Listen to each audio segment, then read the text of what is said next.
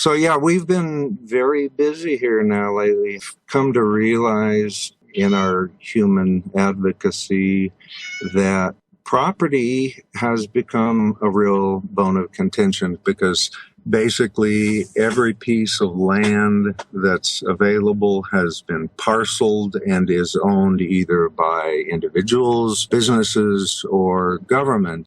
And even though we think of public or government property as being public, it isn't. And that's why we have such a homeless crisis. I just wanted to say, with all the old buildings that have not been taken care of, the truth is that the elite don't want to home the houseless, a lot of them. They do not care about democratic socialism. I mean, they freak out when they, hear about Bernie and what he's trying to open up this political revolution so everyone has a vote, everyone has a voice, so they all become involved in restructuring this new paradigm. And there's plenty for everyone. So that our entire economic system is built on perceived scarcity. And in truth, we have all the resources we could ever need. Well, and I kind of put myself where my mouth was when I realized when we were buying our home up in Portland. We've been there about 12 years. We had about $12,000 in equity on a $130,000 home. So all the rest of that money was going just funneling straight up to the banksters.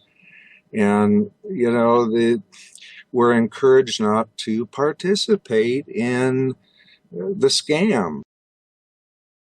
Scientists were never asked to design a society without automobile accidents. They were never asked to design a city that's self-sufficient. You took the Manhattan Project, they were supported, so they built the atom bomb. We're working on the wrong things. In the world today, we have enough resources to solve most human problems.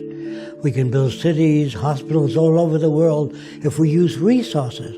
But if you conscripted all the money in the world, there's not enough money to build hospitals and housing all over the world and finance the education of students. But we do have enough teachers and enough buildings we can use for universities. We have the resources. Money is an interference because it limits our ability and it limits our dreams. So what are you thinking about what you sent out those videos and what's been happening, on the streets? And it's that group, that the endhomelessnessnow.org and then homesfirst/Utah. Yeah, and Oregon has similar programs of the same name, and they're just not working. Everything in a business society, everything gets bottlenecked in bureaucracy. And what you get with these groups is meeting after meeting after meeting and planning. And what we're trying to do now is say, okay, enough. That's it. We've played around, we've dicked around long enough, pardon me, and people are suffering. They're living in the cold, in the rain, and we don't even want to talk about the deaths that occurred from people living on the streets. So we've got to break the system. We've got to stop participating. Well, whether you're a property owner or not, you have a right to be here. This is our home planet. We were born here. And it says in the UN Human Rights Handbook that we do have the right to own property, but it does not say that it's a requirement. However, if you don't own property or rent property for someone who does own property, then you have very few rights. And we need to highlight this and get these people into shelter. They're not aliens. They weren't dropped off by a UFO and left here, and they don't really belong here. They do belong here. This is our home. It's everybody's home. And whether we're talking about a basic income for everybody or just providing all of these, as you said, these abandoned buildings everywhere that could easily take care of these people. But in a business model, it is not profitable, as it's said, to feed the poor. It just doesn't make money. So it ain't gonna happen. That's so precious what you just put out there. There is abundance. There's plenty of everything to go around. And people will argue with me on this, but the simple fact is the more they have, the less we have. And so there's less to go around among us. And so we end up, as our culture has trained us to do, to just kind of ignore and kick out the people at the bottom. And we can't accept that as a way of living in a civilized society anymore. It just doesn't make sense. And there are alternatives. You know, like in Portland, have the Dignity Village and tiny houses and what have you areas, and the people are becoming responsible. You know, they're becoming responsible for each other. You know, and then you set up some sort of where they help sponsor and help and get different bus systems. You know what I mean? It brings community together instead of divide, conquer, separate, makes people more open to, you know, camaraderies towards, you know, being able to feel valued, and everyone has value. That's another human right, that, you know, the God-given inalienable right of each person. Is their God-given gifts, is their soul purpose gifts. And they're needed on the planet now. They shouldn't be shunned and put in fear and then coping with all the drugs or guns or violence or alcohol or whatever, because we can shift everything. And maybe you could tie that in with, you know, the people from the Gamble group, Thrive, that did the movie Thrive. Foster and Kimberly Gamble. They did a wonderful presentation. They were not afraid to disclose where the trail led, even if it led into some unusual directions.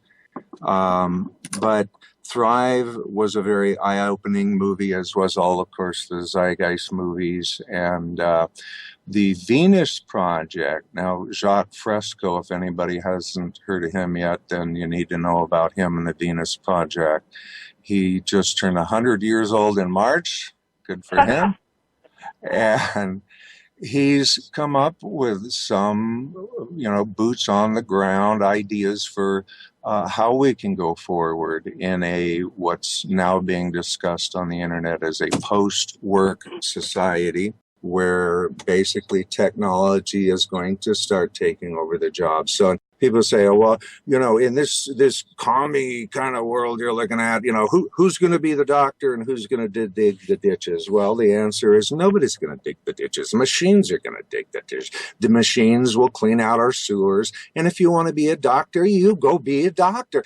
But that is such a radical departure from the way that we're taught to think. The real challenges are producing abundance, reclaiming damaged environments, sharing and creating innovative technologies, and improving communications between people. I know we can build a far better world without war, without most crimes, without the need for prisons, and without the need for money. We can surpass that. We have the technical ability to make things available to everyone. All the wonders of technology have no meaning at all unless it enhances the lives of everyone. That it's all about competition and blah, blah, blah, blah, blah. No, let the machines do it. In the movie Star Trek, there's a very missed scene in the very first Star Trek The Next Generation. They go back in time and they accidentally beam this gal up to this ship, and they decide, well, we can't keep her in a cage, so we'll show her around. And she's like, wow, who built all this? Who paid for this? And Captain Picard says, well, nobody pays for it. We don't use money anymore. He said, with the advent of the replicator, we have everything we need. We have no reason for work or money. If we need something, we go tell the replicator, you know, give me a hot cup of coffee. Well, yeah, with that in mind, 3D printers already exactly. replicating even, you know, where living. I was going. And there's plenty for everyone. So that our entire economic system is built on perceived scarcity. And in truth, we have all the resources we could ever need.